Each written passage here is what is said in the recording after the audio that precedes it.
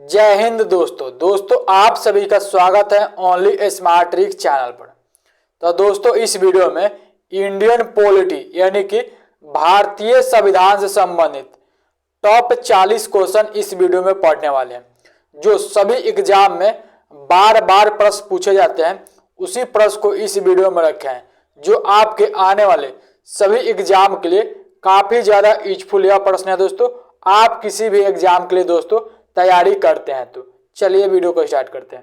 पहला प्रश्न है आज के इस वीडियो का कि राष्ट्रीय स्वयंसेवक संघ का निर्माण कब हुआ था। देखिए इस वीडियो में जो भी प्रश्न को रखा गया है बहुत ही अच्छे लेवल का प्रश्न है और बार बार एग्जाम में पूछा जाता है प्रश्न कि राष्ट्रीय स्वयंसेवक संघ का निर्माण जो कि 27 सितंबर 1925 को हुआ था। तो इस प्रश्न का राइट आंसर दोस्तों ए रहेगा। चलिए अगला प्रश्न है कि राष्ट्रीय स्वयंसेवक संघ का मुख्यालय कहाँ स्थित है। इस बार ग्रुप डी के एग्जाम में पूछा गया यह प्रश्न है कि राष्ट्रीय स्वयंसेवक संघ का मुख्यालय नागपुर में स्थित है। तो इस प्रश्न का राइट आंसर दोस्तों बी रहेगा। चलिए अगला प्रश्न है कि राष्ट्रीय स्वयंसेवक संघ का संस्थापक कौन है।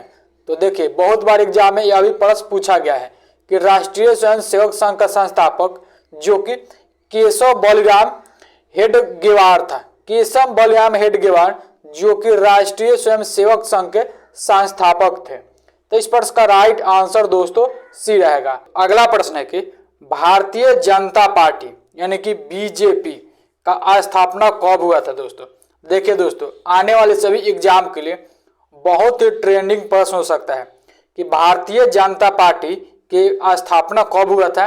तो वह 6 अप्रैल 1980 को जो कि भारतीय जनता पार्टी का स्थापना हुआ था। तो इस प्रश्न का राइट आंसर दोस्तों वो डी रहेगा। चलिए अगला प्रश्न है कि भारतीय जन संघ का स्थापना कब हुआ था। तो भारतीय जन संघ का स्थापना 21 अक्टूबर 1951 ईस्वी में हुआ था। 21 अक्टूबर 1951 को जो कि भारतीय जन संघ का स्थापना हुआ था। तो इस प्रश्न का राइट आंसर दोस्तों ए रहेगा। दोस्तों यह सही प्रश्न आपके एग्जाम से संबंधित हेल्पफुल और महत्वपूर्ण लग रहा है तो प्लीज दोस्तों वीडियो को लाइक कर दिया करें। आप लोग लाइक नहीं करते हैं तो आपको लाइक करने में कुछ नहीं देना पड़ता है, तो आप केवल वीडियो को लाइक कर दें और टेलीग्राम चैनल का लिंक डिस्क्रिप्शन बॉक्स में है, टेलीग्राम चैनल पर जुड़ जाए, वहां से आप सभी वीडियो का फ्री में पीडीएफ डाउनलोड कर सकते हैं। चलिए अगला प्रश्न है कि भारतीय जनता पार्टी यानी कि बीजेपी का मुख्यालय कहाँ है। तो भारतीय जनता पार्टी का मुख्यालय जो कि नई दिल्ली में स्थित है। तो इस प्रश्न का राइट आंसर दोस्तों बी रहेगा। चलिए अगला प्रश्न है कि भारतीय जनता पार्टी का चिन्ह क्या है। तो इसमें बहुत सारे स्टूडेंट है वो कॉन्फ्यूज रहते हैं कि बीजेपी का चुनाव चिन्ह क्या है। तो देखिए दोस्तों जो कमल का है वही बीजेपी का यानी कि भारतीय पार्टी का चिन्ह है। तो इस प्रश्न का राइट आंसर सी रहेगा। चलिए अगला प्रश्न है कि आम आदमी पार्टी का स्थापना कब हुआ था। तो आम आदमी पार्टी दोस्तों जो कि भारत के अब 9वां नेशनल पार्टी बन गया है।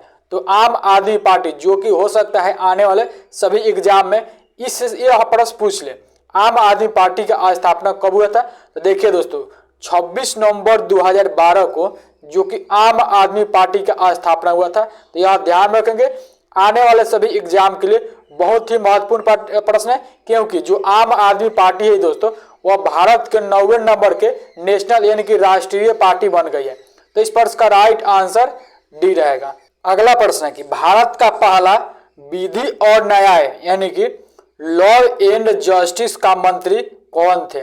देखिए बहुत बार एग्जाम में पूछा गया प्रश्न है दोस्तों कि भारत का पहला विधि और न्याय मंत्री कौन थे। तो वह भीमराव रामजी अंबेडकर। भीमराव रामजी अंबेडकर जो कि भीमराव का पूरा नाम है दोस्तों, यह भी ध्यान रखेंगे। तो भारत के पहले विधि और न्याय मंत्री बने थे। तो इस प्रश्न का राइट आंसर दोस्तों ए रहेगा। चलिए अगला प्रश्न है कि लोकसभा का उम्मीदवार होने के लिए न्यूनतम उम्र क्या है। तो लोकसभा का उम्मीदवार होने के लिए न्यूनतम उम्र दोस्तों जो कि 25 वर्ष रखा गया है। तो इस प्रश्न का राइट आंसर बी रहेगा।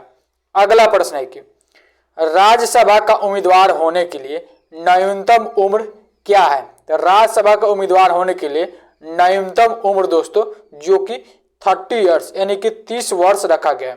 तो इस प्रश्न का राइट आंसर सी रहेगा। चलिए अगला प्रश्न है कि योजना आयोग कब बनाई गई थी? यह बहुत बार एग्जाम में यह भी पूछा गया है कि योजना आयोग कब बनाई गई थी? तो 1950 में दोस्तों जो कि योजना आयोग बनाया गया। तो इस प्रश्न का राइट आंसर डी रहेगा। नेक्स्ट प्रश्न है कि योजना आयोग का प्रतिस्थापना किसने की हुआ? तो योजना आयोग का प्रतिस्थापना जो हुआ वो नीति आयोग से हुआ था दोस्तों। तो इस प्रश्न का राइट आंसर ये रहेगा कि नीति आयोग से ही योजना आयोग का प्रतिस्थापना किया गया था। तो इस प्रश्न का राइट आंसर ए रहेगा। चलिए अगला प्रश्न है कि नीति आयोग कब बनाई गई थी? तो योजना आयोग का नाम ही नीति आयोग कर दिया गया जो कि 1 जनवरी 2015 को। इस प्रश्न का राइट आंसर दोस्तों बी रहेगा। अच्छा यहाँ से कुछ प्रश्न को बता देते हैं जो एग्जाम में पूछे जाते हैं। कई बार एग्जाम में पूछ लेता है कि नीति आयोग का अध्यक्ष कौन होता है, यह तो प्रश्न पूछता है। देखिए जो भारत का प्रधानमंत्री होता है वही नीति आयोग के अध्यक्ष होता है दोस्तों।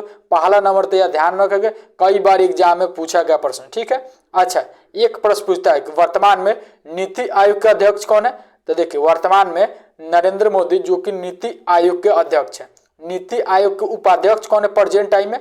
तो देखिए डॉक्टर सुमन केवेरी नीति आयोग के वर्तमान में उपाध्यक्ष है। चलिए अगला प्रश्न है कि स्वच्छ भारत अभियान कब आरंभ हुआ? तो स्वच्छ भारत जो अभियान है वह प्रश्न जो कि 2 अक्टूबर 2014 को आरंभ किया गया था। तो इस प्रश्न का राइट आंसर सी रहेगा। नेक्स्ट प्रश्न है कि निर्मल भारत अभियान कब बनाई गई थी? तो निर्मल भारत अभियान दोस्तों 1919 में बनाई गई थी।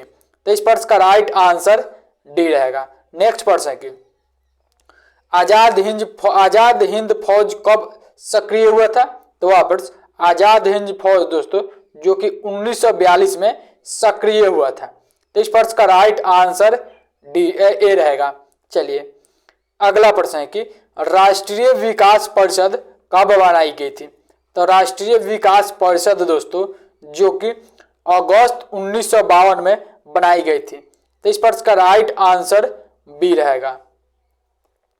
अगला प्रश्न है कि राष्ट्रवाद की अवधारणा का जन्म किस घटना से माना जाता है? तो देखिए बहुत बार एग्जाम में पूछा गया प्रश्न है कि राष्ट्रवाद की अवधारणा का जन्म किस घटना से माना जाता है? तो वह प्रश्न जो कि पुनः जागरण के घटना से माना जाता है। तो इस प्रश्न का राइट आंसर दोस्तों सी रहेगा। अगला प्रश्न है कि अखिल भारतीय हरिजन संघ की स्थापना निम्नलिखित में से किसके द्वारा की गई है?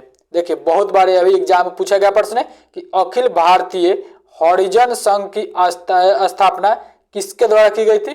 तो वह प्रश्न जो कि महात्मा गांधी के द्वारा की गई थी अखिल भारतीय हरिजन संघ की स्थापना। तो इस प्रश्न का राइट आंसर दोस्तों डी रहेगा।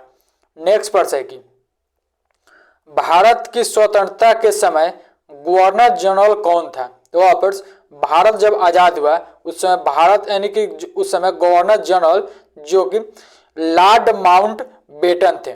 इस प्रश्न का राइट आंसर ए रहेगा कि लॉर्ड माउंटबेटन जो कि भारत के स्वतंत्रता के समय गवर्नर जनरल थे। तो इस प्रश्न का राइट आंसर ए रहेगा। अगला प्रश्न है कि अखिल भारतीय ट्रेड यूनियन कांग्रेस के प्रथम अध्यक्ष कौन थे? तो इस प्रश्न का राइट आंसर दोस्तों बी रहेगा कि लाला लाजपत राय। लाला लाजपत राय दोस्तों अखिल भारतीय ट्रेड यूनियन कांग्रेस के प्रथम अध्यक्ष थे। तो इस प्रश्न का राइट आंसर बी रहेगा। अगला प्रश्न है कि भारतीय राष्ट्रीय कांग्रेस का प्रथम अध्यक्ष कौन था? तो भारतीय राष्ट्रीय कांग्रेस का प्रथम अध्यक्ष उमेश चंद्र बनर्जी था दोस्तों। तो इस प्रश्न का राइट आंसर सी रहेगा कि उमेश चंद्र बनर्जी जो कि भारतीय राष्ट्रीय कांग्रेस का प्रथम अध्यक्ष चुने गए थे।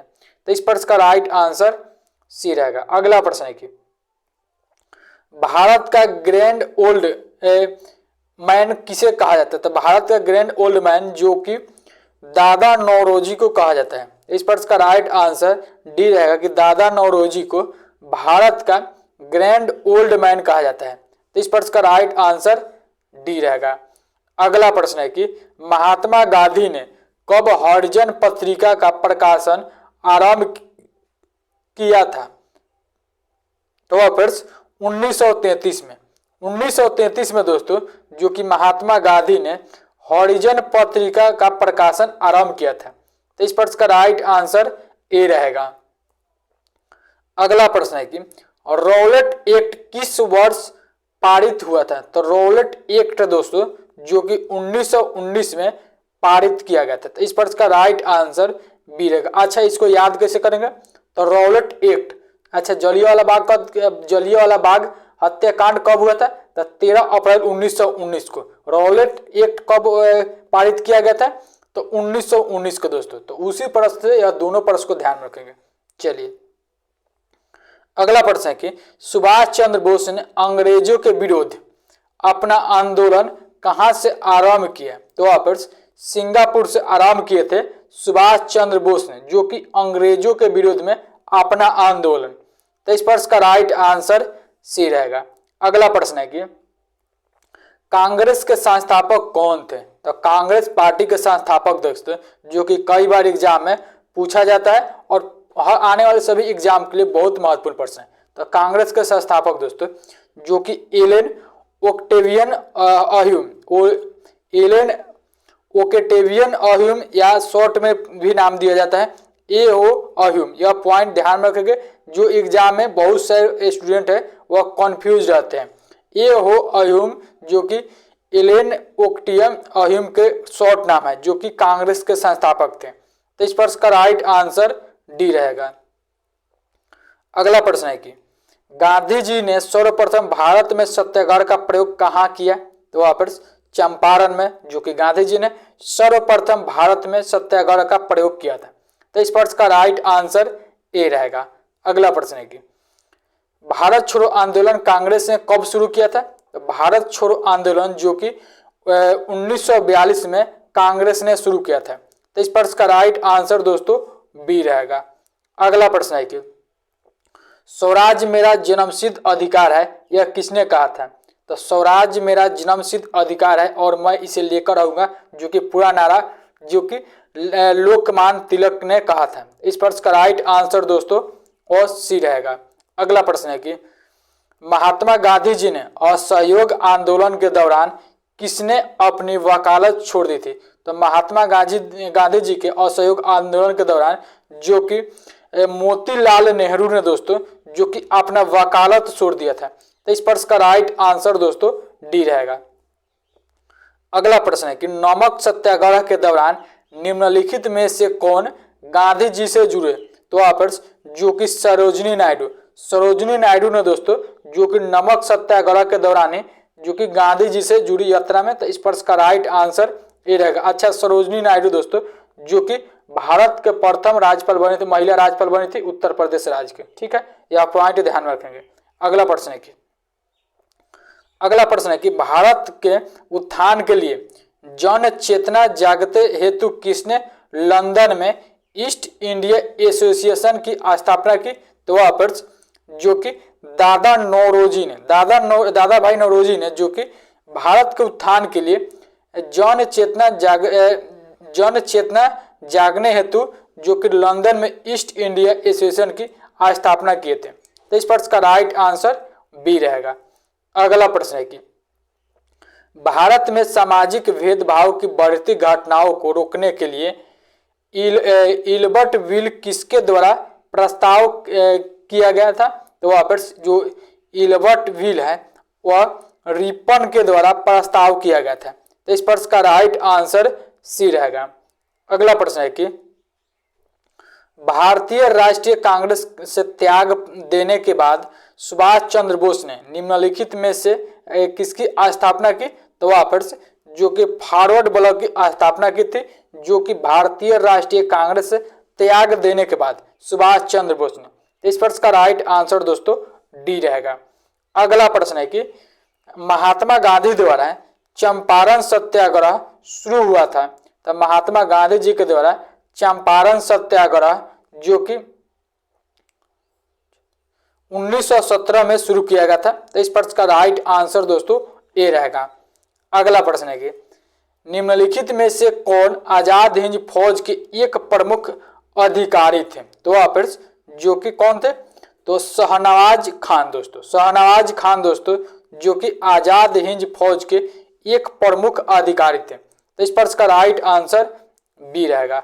अगला प्रश्न है कि मेरे पास खून पसीना और आंसू के अतिरिक्त देने के लिए और कुछ नहीं है, यह किसने कहा था? तो यहाँ पर चर्चिल ने कहा था दोस्तों चर्चिल ने, जो कि मेरे पास खून पसीना और आंसू के अतिरिक्त देने के लिए कुछ भी नहीं है, यह बोला था। तो इस प्रश्न का राइट आंसर सी रहेगा।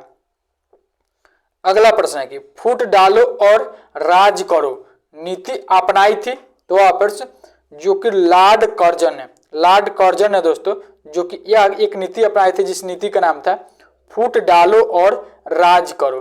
तो इस प्रश्न का राइट आंसर डी रहेगा, जो कि इंडियन पॉलिटी से संबंधित जो कि टॉप 40 प्रश्न को इस वीडियो में कवर किए हैं। सभी प्रश्न एग्जाम में बार बार पूछे जाने वाले प्रश्न हैं। आप किसी भी एग्जाम के लिए तैयारी करते हैं तो आने वाले भी एग्जाम के लिए बहुत महत्वपूर्ण प्रश्न है, आप किसी भी एग्जाम के लिए तैयारी करते हैं।